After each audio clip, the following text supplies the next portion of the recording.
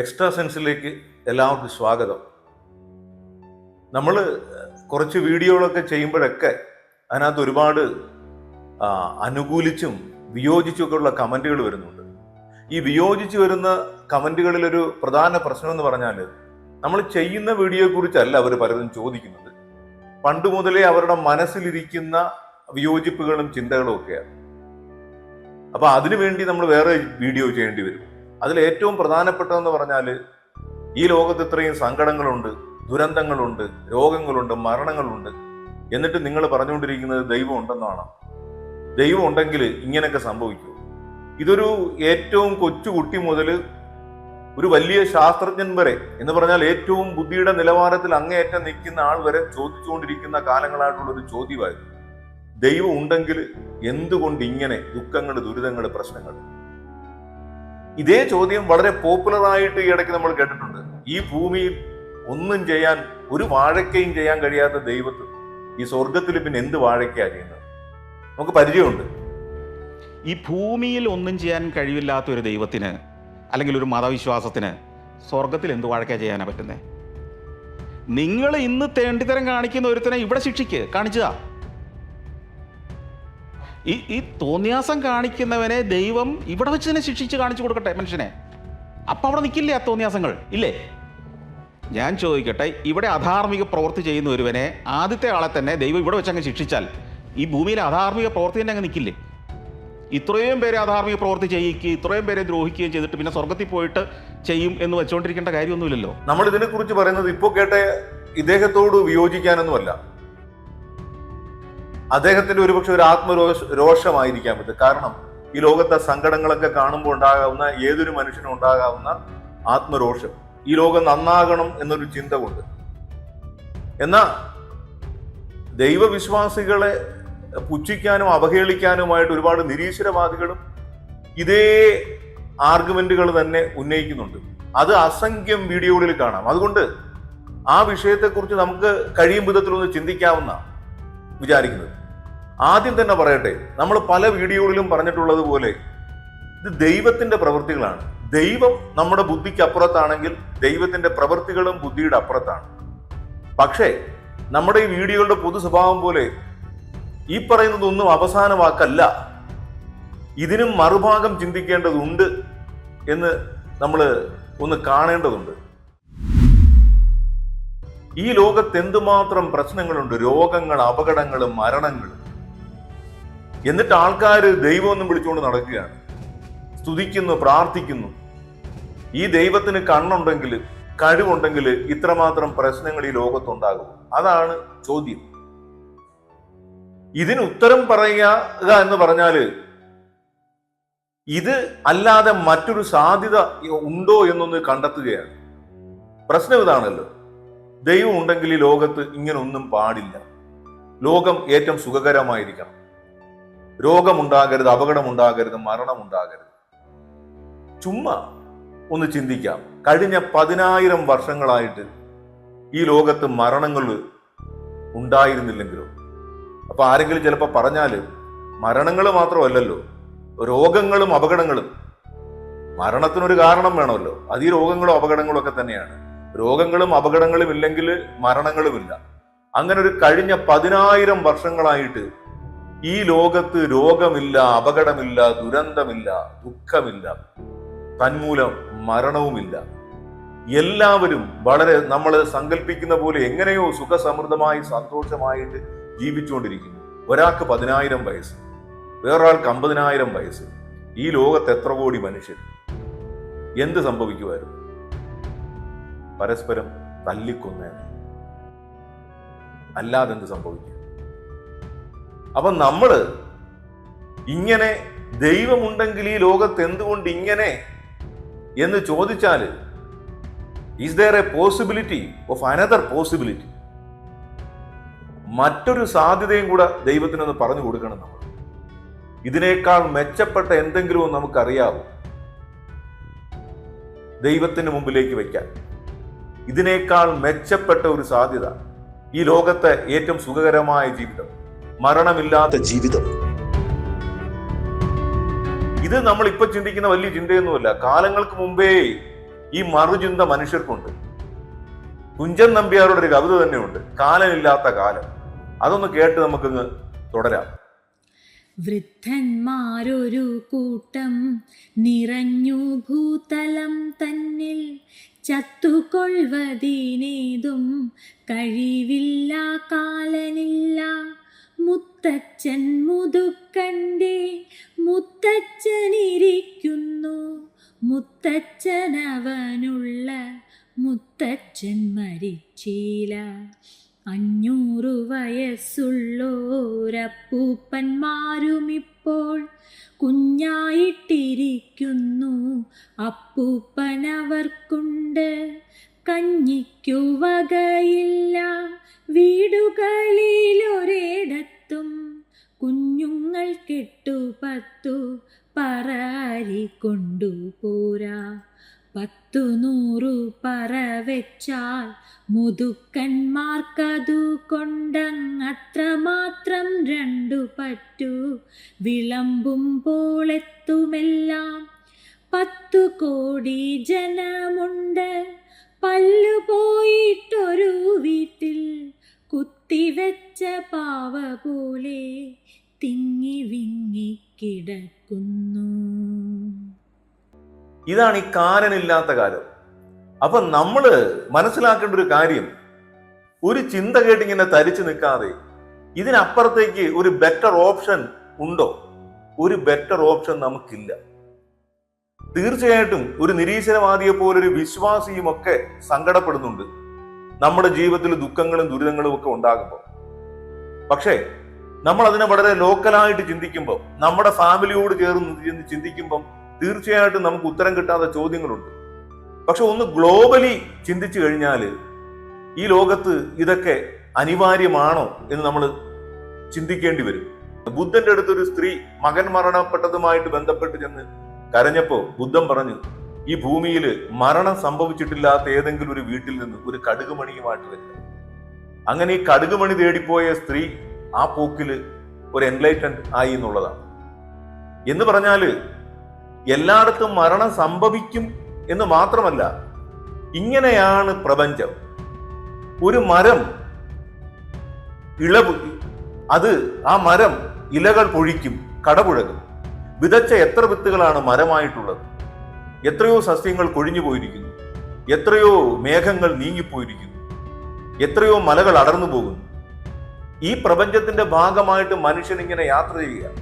അതിന്റെ ഭാഗമായി നമ്മുടെ ജീവിതത്തിലുമുണ്ട് ദുഃഖങ്ങളും ദുരിതങ്ങളും ഒക്കെ. തീർച്ചയായിട്ടും വിയോജിപ്പില്ല എന്ന കാര്യത്തിൽ എന്താ, ഇതൊക്കെ നമ്മളെ സങ്കടപ്പെടുത്തുന്നു. പക്ഷേ മറ്റൊരു ലോകത്തെക്കുറിച്ചുള്ള സാധ്യത നമുക്കറിയില്ല. അതുകൊണ്ടാണ് വിശ്വാസികൾ ജീവിതത്തിൽ പ്രശ്നങ്ങൾ ഉണ്ടെങ്കിലും ഈ ദൈവത്തെ വിശ്വസിച്ച് മുമ്പോട്ട് പോകുന്നത്.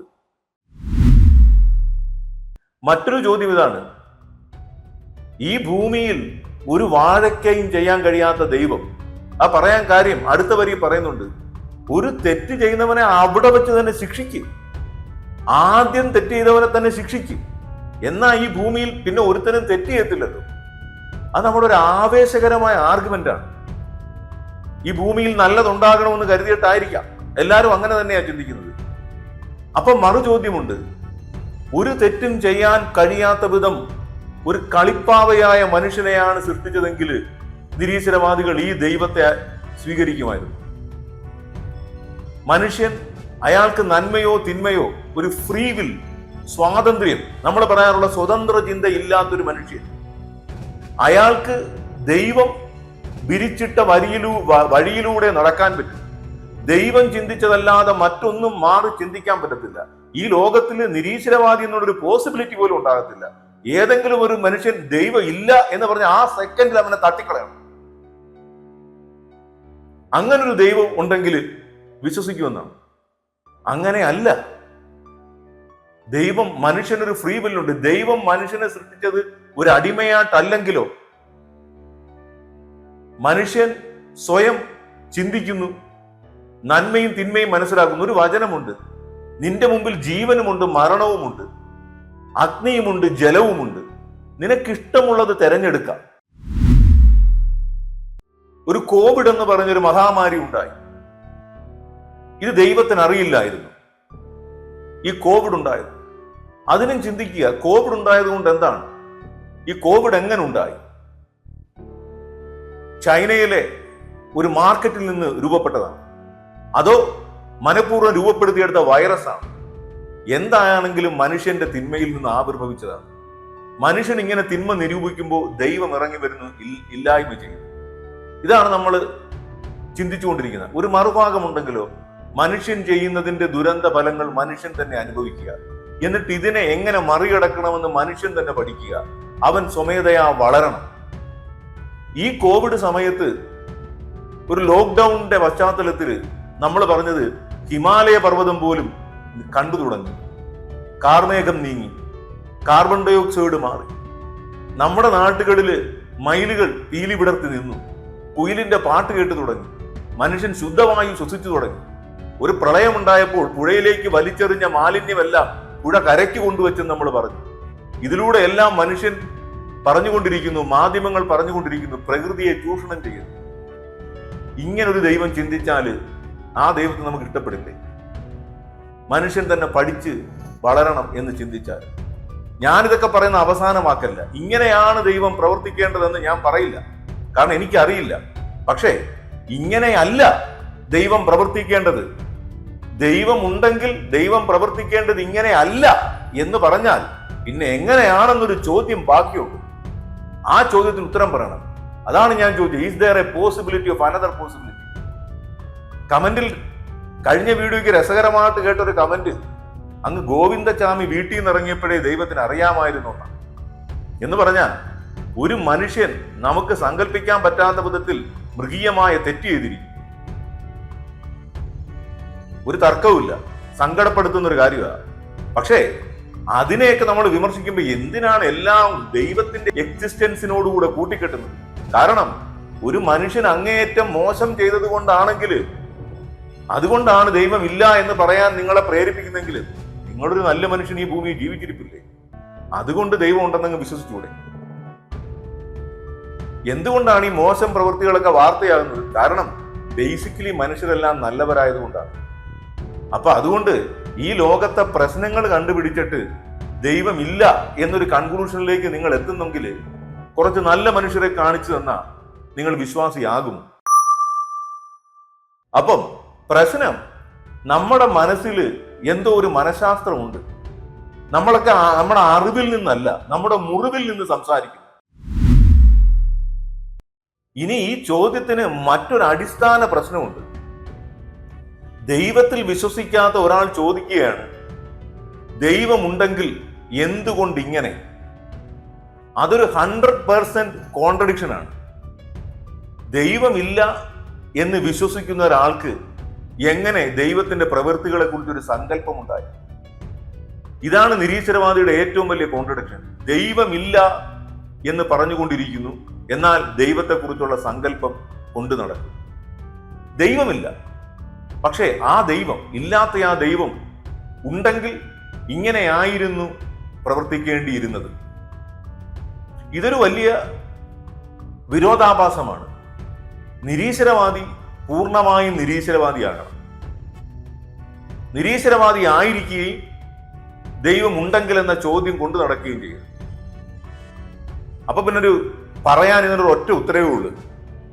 ഞങ്ങൾ പറഞ്ഞുകൊണ്ടിരിക്കുന്നത് ഞങ്ങളുടെ ദൈവസങ്കല്പമല്ല, വിശ്വാസികളായ നിങ്ങൾ കൊണ്ട് നടക്കുന്ന ദൈവം ഉണ്ടെങ്കിൽ അതിനൊരു ലോജിക്കുണ്ട്. ആ ലോജിക്കിലാണ് വരുന്നതെങ്കിൽ നിങ്ങൾ ഒരു കാര്യം സമ്മതിക്കണം, നിങ്ങൾക്കില്ലാത്ത ദൈവം ഉണ്ടെന്ന് വിശ്വസിക്കുന്നവർ കൊണ്ട് നടക്കുന്ന ദൈവസങ്കല്പമാണെങ്കിൽ അതിനെ ഒരു വിശ്വാസിയുടെ മനസ്സിൽ നിന്ന് തന്നെ മനസ്സിലാക്കണം. എന്തുകൊണ്ടാണ് ഈ ദുഃഖങ്ങളും ദുരിതങ്ങളും പ്രശ്നങ്ങളും അവരുടെ ജീവിതത്തിൽ ഉണ്ടെങ്കിലും അവർ ഈ ദൈവത്തിൽ വിശ്വസിക്കും?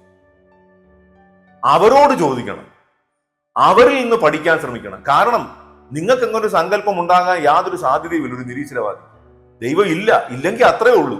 പിന്നെ എന്നിട്ട് ദൈവം ഉണ്ടെങ്കിൽ എന്ന ചോദ്യം ഒരു വിഡ്ഢിത്തമാണ്. അത് വിഡ്ഢിത്തമല്ലാതിരിക്കണമെങ്കിൽ നിങ്ങൾ തുറന്നു പറയണം, അത് ദൈവവിശ്വാസി പറയുന്ന ദൈവസങ്കല്പത്തെ കുറിച്ചാണ് ഞങ്ങൾ ചോദിക്കുന്നത്. അങ്ങനെയാണെങ്കിൽ ആ വിശ്വാസിയോട് തന്നെ ചോദിക്കണം. എന്തുകൊണ്ടാണ് ഇത്രയും പ്രശ്നങ്ങളും പ്രതിസന്ധികളും രോഗങ്ങളും മരണങ്ങളും ഉണ്ടായിട്ടും നിങ്ങൾ ഈ ദൈവത്തിന്റെ പുറകെ നടക്കും? അപ്പം മനസ്സിലാകും എങ്ങനെയാണ് ഒരു വിശ്വാസി ഇതിനെ സമീപിക്കുന്നത്. അതിന്റെ ഉത്തരം യേശു ക്രിസ്തു തന്നെയാണ്. ക്രിസ്തു ഗെത്സമേൻ തോട്ടത്തിൽ രക്തം വിയർത്ത് പ്രാർത്ഥിക്കുന്ന ഒരു രംഗമുണ്ട്. ആ രക്തം വിയർത്ത് പ്രാർത്ഥിക്കുന്ന പിതാവേ, കഴിയുമെങ്കിൽ ഈ പാനപാത്രം എന്നിൽ നിന്ന് എടുത്തു മാറ്റണമെന്ന്. എന്ന് പറഞ്ഞാൽ നമ്മൾ പറയാറുള്ളത് പോലെ എന്തിനീ ദുഃഖങ്ങൾ, എന്തിനീ കഷ്ടപ്പാട്, എന്തിനീ കുരിശുമരണം. അങ്ങനെ പ്രാർത്ഥിച്ചുകൊണ്ടിരിക്കുന്ന ക്രിസ്തു പിന്നീട് പറയുന്നു, എങ്കിലും എന്റെ ഇഷ്ടമല്ല നിന്റെ ഹിതം നിറവേറട്ടെ. അതാണ് വിശ്വാസി. നിങ്ങൾ വിചാരിക്കുന്നത് പോലെ അവരവരുടെ ആഗ്രഹങ്ങൾക്കനുസരിച്ച് എല്ലാം മാറ്റിമറിക്കാൻ മനുഷ്യൻ ആഗ്രഹിക്കുകയും എന്നാൽ ദൈവം നേരെ എതിർത്ത് പ്രവർത്തിച്ചുകൊണ്ട് ഈ ലോകത്ത് ദുരന്തങ്ങൾ വിതയ്ക്കുകയും ചെയ്തുകൊണ്ടിരിക്കുമെന്നല്ല. ദൈവത്തിന്റെ തീരുമാനം എന്താണെന്ന് മനുഷ്യൻ മനസ്സിലാക്കും, ആ വഴിയെ യാത്ര ചെയ്യുന്നു. അതാണ് വിശ്വാസി എന്ന് പറയുന്നത്. നിങ്ങൾ പറയുന്ന വേറൊരു വിശ്വാസിയുണ്ട്, എല്ലാം അവരുടെ വഴിക്ക് മാറ്റാൻ ആഗ്രഹിക്കുക. അതൊരു കൊച്ചു കുട്ടിയുടെ വിശ്വാസം. എല്ലാ കുട്ടികളുടെയും അല്ല, ചില പ്രത്യേകതരം കുട്ടികൾ. പരീക്ഷ കഴിഞ്ഞിട്ട് വന്നൊരു പയ്യൻ പ്രാർത്ഥിച്ചുകൊണ്ടിരിക്കുക, കർത്താവേ കേരളത്തിന്റെ തലസ്ഥാനം തൃശ്ശൂരാക്കണേ. കാരണം അത് ചോദിച്ചപ്പം അവൻ തൃശ്ശൂർ എന്നാണ് എഴുതിയത് പരീക്ഷയ്ക്ക്. ഇനി പേപ്പർ നോക്കുന്നതിന് മുമ്പ് അവൻ തൃശ്ശൂരാക്കാൻ ശ്രമിക്കുന്നു. പക്ഷെ കുറച്ചു നാൾ കഴിഞ്ഞപ്പോൾ അവന് മനസ്സിലായി ദൈവം അങ്ങനെ ആക്കുന്നില്ല. ഈ കൊച്ചു കുട്ടിയുടെ വിശ്വാസത്തിലേക്ക് നിരീശ്വരവാദി വീണുപോയി. നിരീശ്വരവാദി വിചാരിക്കുന്നത് എല്ലാ വിശ്വാസികളും ആഗ്രഹിക്കുന്നത് സുഖസമൃദ്ധമായ ഒരു ജീവിതമാണ്, ദുഃഖങ്ങളില്ലാത്തൊരു ജീവിതമാണ്, പ്രശ്നങ്ങളില്ലാത്തൊരു ജീവിതമാണ്. എന്നിട്ടും ഈ ലോകത്ത് ദുഃഖങ്ങളും ദുരിതങ്ങളും ഉണ്ടാകുമ്പോൾ ദൈവത്തിന്റെ അർത്ഥം എന്താണെന്നാണ് അവർ അങ്ങനല്ല ചിന്തിക്കുന്നത്. ഒരു വിശ്വാസിയെ മനസ്സിലാക്കുന്നത് അയാളുടെ ജീവിതത്തിൽ ദുഃഖങ്ങളുണ്ട്, നഷ്ടങ്ങളുണ്ട്, രോഗങ്ങളുണ്ട്, മരണങ്ങളുണ്ട്. എന്നിട്ടും ഒരാൾ പുഞ്ചിരിയോടെ ദേവാലയത്തിലേക്ക് കയറി വരുന്നു, സന്തോഷത്തോടെ ഇറങ്ങിപ്പോകുന്നു. അതാണ് ഒരു വിശ്വാസിയുടെ അടയാളമായിട്ട് വിശ്വാസികൾ മാർക്ക് ചെയ്യുന്നു. ദൈവം അയാളെ പഠിപ്പിച്ചത് ഈ പ്രപഞ്ചത്തോടൊപ്പം സഞ്ചരിക്കാനാണ്. ആ യാത്രയിൽ അയാൾക്ക് വിഷമങ്ങളുണ്ട്, ദുഃഖങ്ങളുണ്ട്, പരാതികളുമുണ്ട്. പക്ഷെ അതിനെ അതിജീവിക്കാൻ അറിയാം. അയാൾ എന്തുകൊണ്ടാണ് ചോദിക്കാത്തത്? ഈ ഭൂമിയിൽ ഒരു വാഴയ്ക്കയും ചെയ്യാൻ കഴിയാത്ത ദൈവമെന്ന് അയാൾക്ക് ചിന്തിക്കാത്തത് എന്താ? ആ വിശ്വാസിയുടെ വിശ്വാസം എന്താണ്? ദൈവം സൃഷ്ടിച്ചതല്ലാതെ ഒരു വാഴയ്ക്കയും ഈ ഭൂമിയിൽ ഇല്ല. ഈ പ്രപഞ്ചത്തിൽ ദൈവം സൃഷ്ടിക്കാത്ത ഏത് വാഴയ്ക്കയാണുള്ളത്? അതാണ് വിശ്വാസം ചിന്തിക്കുന്നത്. അതുകൊണ്ടാണ് അയാൾക്കിനി മറ്റൊരു ചിന്തയില്ലാത്തത്. ഞാൻ ഇവിടെ നിന്ന് സംസാരിക്കുമ്പോൾ എന്റെ ഹൃദയം ഇടിക്കുന്നു. ഞാൻ ഒരു ഇടിപ്പ് പോലും ഞാൻ ഇടിപ്പിച്ചതല്ല, ആ ഹൃദയം ഇടിക്കുന്നു. എന്റെ ശ്വാസകോശം, എന്റെ പ്രാണൻ നിലനിർത്താൻ ശ്വാസം എടുക്കുന്നു. ഈ ശ്വാസവും എന്റേതല്ല, ഈ പ്രാണവായു എന്റേതല്ല. അവിടെ നിന്ന് അങ്ങനെ ചിന്തിച്ച് തുടങ്ങിയാൽ ഞാനായിട്ടൊരു വാഴയ്ക്ക് ഈ ഭൂമിയിൽ ഉണ്ടാക്കിയിട്ടില്ല. ഈ ശൂന്യതയിലെല്ലാം സൃഷ്ടിച്ച ദൈവമെന്നാണ് വിശ്വാസി ചിന്തിക്കുന്നത്. അങ്ങനെയാണെങ്കിൽ ഈ വിശ്വാസിയെ സംബന്ധിച്ചിടത്തോളം ദൈവം സൃഷ്ടിച്ചതല്ലാത്ത എന്ത് വാഴയ്ക്കയാണ് ഈ ഭൂമിയിലുള്ളത്? അങ്ങനെ ചിന്തിക്കുന്നത് കൊണ്ടാണ് ഒരു വിശ്വാസിക്ക് ഒരു വാഴയ്ക്കയും ചെയ്യാൻ കഴിയാത്ത ദൈവം എന്ന് പറയാൻ പറ്റാതെ. അങ്ങ് ദൂരെ പുറത്തു നിന്ന് ഒരു നിരീശ്വരവാദി നോക്കി മനസ്സിലാക്കുന്നതിനപ്പുറം എത്രയോ ആഴങ്ങളിലുള്ള കാര്യങ്ങളുണ്ട് ഈ വിശ്വാസിക്ക്. ഈ എല്ലാ പ്രശ്നങ്ങളോടും കൂടെ അയാളുടെ ഉള്ളിലിരിക്കുന്ന ഒരു ദൈവത്തെ പരിചയപ്പെടുകയാണ്. നിങ്ങളും വിശ്വാസികൾ പോലും അറിയാത്ത എത്രയോ രഹസ്യങ്ങൾ ഇതിനകത്ത് കിടക്കുന്നു. അയാൾ ആ ദൈവവുമായിട്ടുള്ളൊരു സ്നേഹബന്ധത്തിലേക്ക് എത്തുകയാണ്. ആ ഒരു അഗാധമായ ബന്ധത്തിൽ ഇരുന്നു കൊണ്ട് അയാൾ കാര്യങ്ങളെ മനസ്സിലാക്കുന്നു, ഈ പ്രകൃതിയെ കാണുന്നു, പ്രപഞ്ചത്തെ മനസ്സിലാക്കുന്നു. അസീസിയിലെ വിശുദ്ധ ഫ്രാൻസിസ് എന്ന് കേട്ടിട്ടില്ലേ?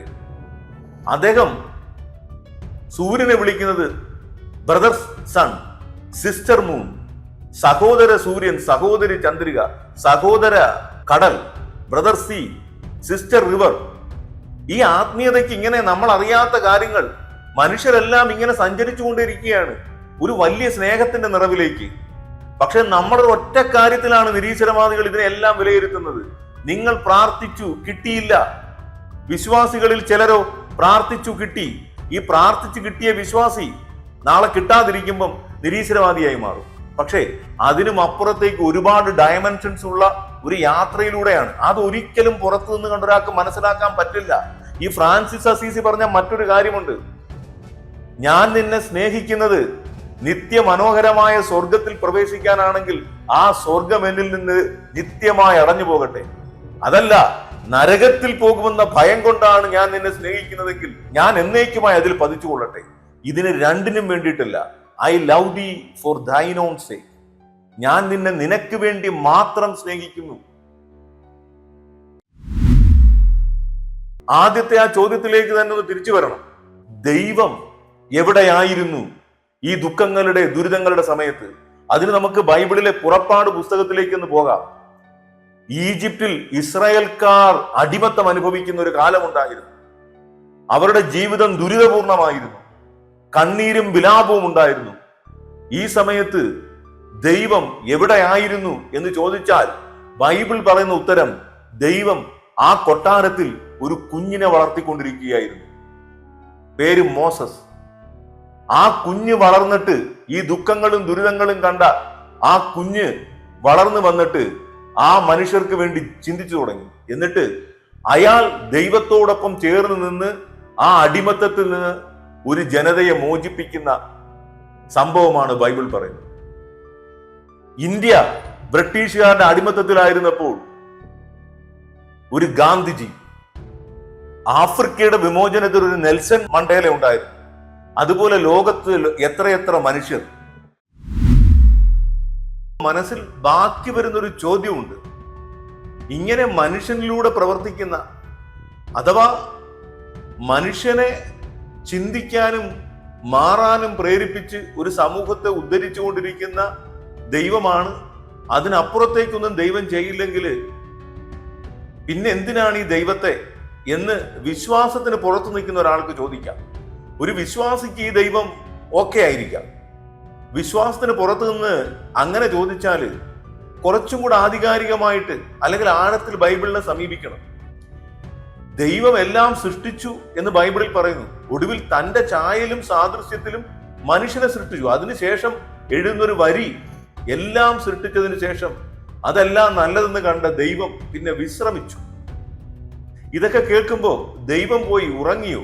അല്ല, അതൊക്കെ ഒരു ചിന്തിക്കേണ്ട ആഴമുള്ള കാര്യമാണ്. ദൈവം വിശ്രമിച്ചു എന്ന് പറഞ്ഞാൽ തന്റെ സിദ്ധികൾ നൽകി, ഛായയും സാദൃശ്യവും നൽകി മനുഷ്യനെ സൃഷ്ടിച്ചു. ഇനി എന്റെ ജോലി നീ തുടരണം. അതാണ് ദൈവം വിശ്രമിച്ചു എന്ന് പറഞ്ഞതിന്റെ അർത്ഥം. പക്ഷെ അവിടെ ഒന്നുകൂടെ മനസ്സിലാക്കണം, ദൈവം മരിച്ചു എന്നല്ല. വിശ്രമിച്ചു എന്ന് പറഞ്ഞാൽ മനുഷ്യൻ ചലിച്ചു. ദൈവം നിശ്ചലമായി നിൽക്കുന്നു. മനുഷ്യൻ ഇനി അധ്വാനിക്കണം. അവിടെയും നമ്മൾ മനസ്സിലാക്കേണ്ട കാര്യം, വിശ്രമം എന്ന് പറഞ്ഞാൽ എപ്പോഴും ഉണരാവുന്ന അവസ്ഥയാണ്.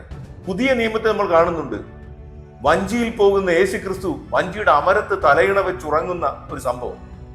അപകടത്തിൽപ്പെട്ടപ്പോൾ ഉറങ്ങുന്ന ക്രിസ്തുവിനെ ശിഷ്യന്മാർ വിളിച്ചുണർത്തുന്നത്. ഇതൊക്കെ പറഞ്ഞു വെക്കുന്ന ഒരു കാര്യമുണ്ട്.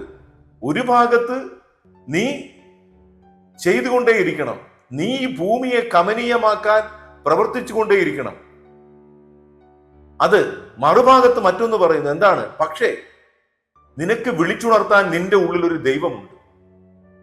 നിന്റെ കഴിവിന് നിനക്ക് സാധിക്കാതെ വരുമ്പോ നീ വാ, നമുക്ക് ഒരുമിച്ച് ചെയ്യാം. അങ്ങനെ വിളിച്ചുണർത്താൻ കഴിയുന്നവർ ആ ദൈവത്തെ അനുഭവിക്കുന്നു. അതാണ് വ്യക്തിപരമായ ഒരു ആത്മീയത എന്ന് പറഞ്ഞാൽ. ഒരുപക്ഷെ ഐൻസ്റ്റീൻ പറഞ്ഞ കോസ്മോളജിക്കൽ ഗോഡ് പറയാതെ പോയത് കാര്യം, അല്ലെങ്കിൽ അദ്ദേഹം വിശ്വസിക്കാത്ത കാര്യം എന്താണ്? അത് ഒരു റിലീജിയസ് കോൺസെപ്റ്റിലുള്ള ദൈവത്തെക്കുറിച്ച്, അതായത് മനുഷ്യനും ദൈവവും തമ്മിലുള്ള ഒരു ബന്ധത്തെക്കുറിച്ച്. നമ്മുടെ വിശ്വാസം മനുഷ്യനും ദൈവവും തമ്മിൽ ആ ബന്ധമുണ്ടെന്നാണ്.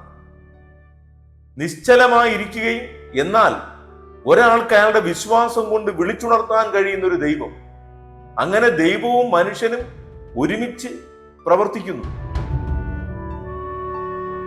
നമ്മൾ കാലങ്ങളായിട്ട് ചോദിച്ചുകൊണ്ടിരിക്കുന്നു, ഈ പ്രശ്നങ്ങളും പ്രതിസന്ധികളൊക്കെ ഉണ്ടായപ്പോൾ ദൈവം എവിടെയായിരുന്നു?